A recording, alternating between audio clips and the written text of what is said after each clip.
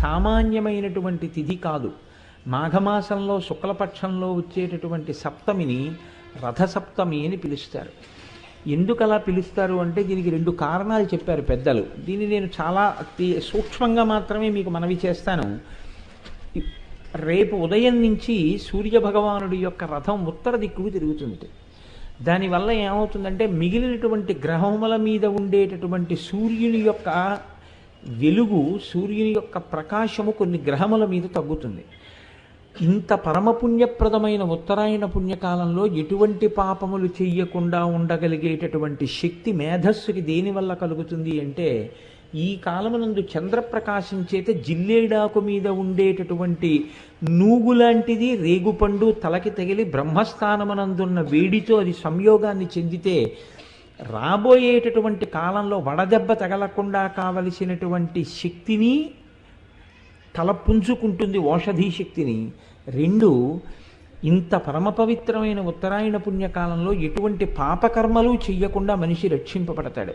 మూడవది ఏమిటి అంటే, మీకు ఇందాక చెప్పానే యావజ్జీవకారాగార శిక్ష పడిన వాడిని 12 సంవత్సరముల తర్వాత వదిలేసినట్టుగా ఈశ్వరుడు ఒక్క మనుష్యుడికే ఒక అనుగ్రహం ఇచ్చాడు. ఇది ఎంత తేలికైన అనుగ్రహం ఇచ్చాడంటే, రేపటి రోజు ఉదయం రథసప్తమి తిథి ఉండగా సమంత్రక స్నానం చెయ్యాలి. మంత్రం లేని స్నానం మీరు చేశారనుకోండి, అది కాకి స్నానం అని పిలుస్తారు. దానివల్ల ప్రయోజనం ఏమి ఉండదు. జిల్లేడాకులు రేగుపళ్ళు తల మీద పెట్టుకుని నేను పోసుకున్నానండి అన్నారనుకోండి, దానికి ఏం ఉపయోగం ఉండదు. సమంత్రకమే చేయవలసి ఉంటుంది స్నానాన్ని. దాన్ని మంత్రస్వరూపాన్ని ఏం చేస్తారంటే అందరికీ అందుబాటులోకి తీసుకురావడం కోసం మంత్రం అంటే అంగన్యాస కరన్యాసాలు ఉండాలి, ఒక ఉపదేశం ఉండాలి. ఇవన్నీ మళ్ళీ అందరికీ ఎలా అందుబాటులోకి వస్తాయి? మళ్ళీ అందరూ దీని ఫలితాన్ని ఎలా పొందుతారు? ఇప్పుడు ఆ మంత్రాన్ని శ్లోక రూపం చేస్తారు, అంటే ఇంకా అనుగ్రహిస్తారు. ఇప్పుడు మీరు ఆ శ్లోకం చెప్పిన తరువాత రేగుపళ్ళు జిల్లేడు పళ్ళు తల మీద పెట్టుకుని అప్పుడు నీళ్లు పోసుకుంటే అవి జారి కింద పడిపోతాయి.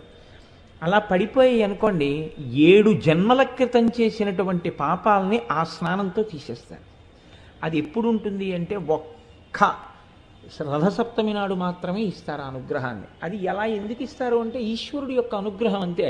అవి ప్రశ్నించడానికి ఏం ఉండదు.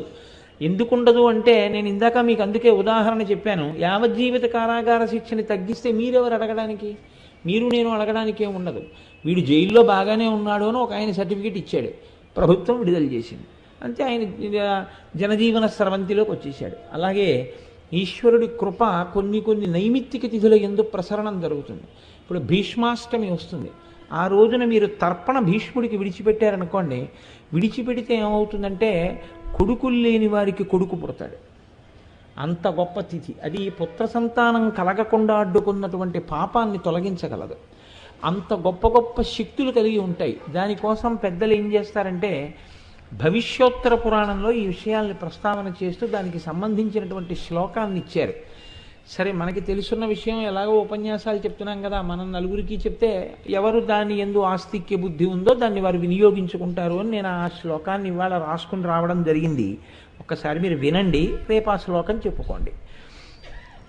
యజ్జన్మ కృతం పాపం మయా సప్తమ జన్మసు తన్మే రోగంచ శోకంచ మాకరీ హంతు సప్తమి ఏతజ్జన్మ కృతం పాపం యచ్చ జన్మాంతరార్జితం మనోవాక్కాయజం యచ్చ జ్ఞాతా జ్ఞేతే చయే పునః ఇది సప్తవిధం పాపం స్నానాన్నే సప్తసప్తికే సప్తవ్యాధి సమాయుక్తం హరమాకరి సప్తమి. 7 జన్మలలో 7 రకాలుగా చేసినటువంటి పాపముల వలన నేను పొందబోతున్నటువంటి 7 రకములైన భయంకర వ్యాధులు ఏవున్నాయో వాటితో సహా ఓ సప్తమి, నేను ఈరోజు ఉదయం చేస్తున్నటువంటి ఈ స్నానము చేత ఆ దురితము తొలగుగాక అని సంకల్పం చేసి ఎవరు స్నానం చేస్తారో వారికి ఆ పాపాన్ని తొలగిస్తారు. కాబట్టి ఇప్పుడు నేను చదివిన శ్లోకాన్ని రేపు మీ అందరూ చదువుకుని చక్కగా స్నానము చేయుదురుగాక.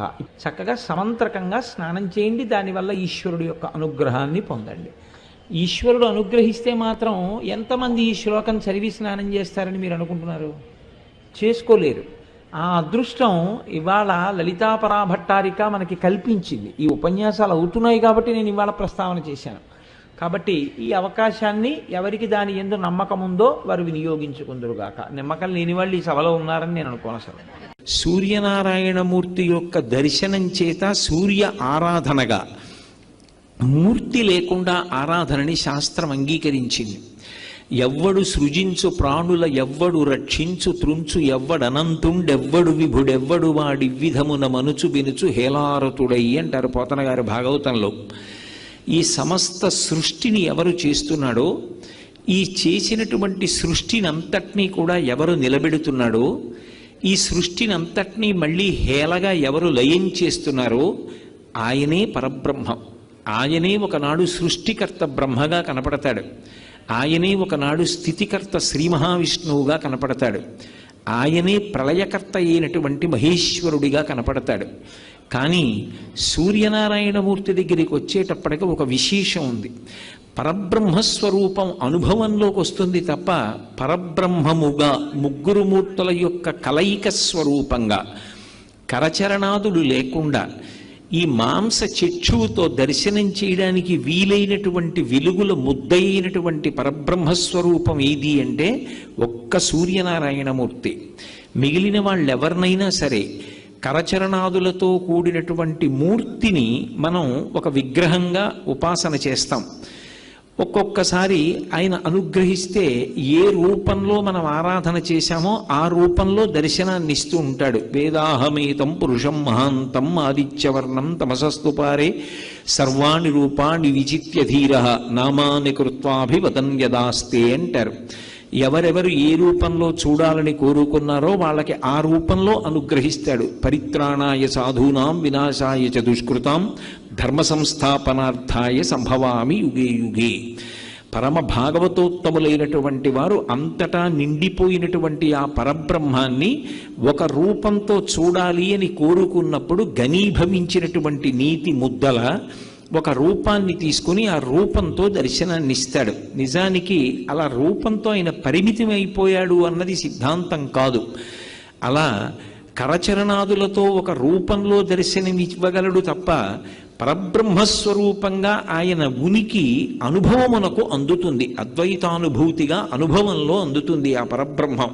కానీ అటువంటి పరబ్రహ్మమైనటువంటి స్వామి మన కంటికి ఒక వెలుగుల ముద్దగా కరచరణాదులు లేకుండా, అంటే కాళ్ళు చేతులతో ఉన్నటువంటి మూర్తిగా కాకుండా దర్శనమివ్వాలి అంటే అది కేవలము ఒక్క సూర్యనారాయణ మూర్తిగానే దర్శనమిస్తాడు. మిగిలినప్పుడు ఒక మూర్తిగా భావన చేస్తే సృష్టి చేసినప్పుడు చతుర్ముఖ బ్రహ్మ అంటారు. ఆయనే లోకములను రక్షణ చేసినప్పుడు శ్రీ మహావిష్ణు స్వరూపము అంటారు.